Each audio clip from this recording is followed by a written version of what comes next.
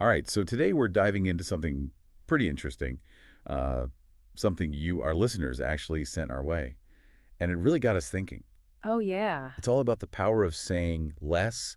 And you know how sometimes holding back can actually give you more influence, Mm, that's a good one. right? Like we always think about being the loudest voice in the room. hmm But what if the real key is knowing when to stay quiet? It's funny because a lot of the stuff you sent over really highlights this idea Yeah. that it's not about being passive. It's really a deliberate strategy, and there are some surprising benefits to it. Totally. And it seems like it applies to all sorts of situations from, like a classroom setting to a big negotiation, even just like everyday conversations. Absolutely. It's really about understanding the dynamics of how people perceive both our words and our silence.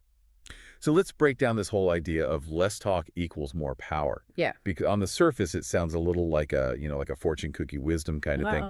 Right. But what's really going on here, why does holding back potentially give you an edge? Well, one of the key things they talk about in this material is the idea of information asymmetry.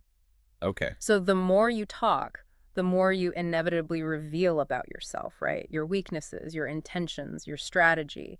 And that can be a huge disadvantage because it gives other people leverage. Makes sense. But when you're more reserved, you keep people guessing. You create this sort of information vacuum, and they're left trying to figure you out. Oh, And interesting. often the assumptions they make end up being more beneficial to you than anything you could have said directly. That's a fascinating point. It's almost like you're controlling the narrative by not fully revealing it. Exactly. One of the examples that really stuck with me was that scenario about the pop quiz. Oh, yeah? So, like, how does staying quiet in that kind of situation actually play to your advantage? Well, think about it from a psychological perspective, right? Mhm. If you're the one immediately blurting out answers, even if they're right, you suddenly become the center of attention, and not always in a good way. You might get some envious looks from your classmates. Maybe the teacher starts scrutinizing you more.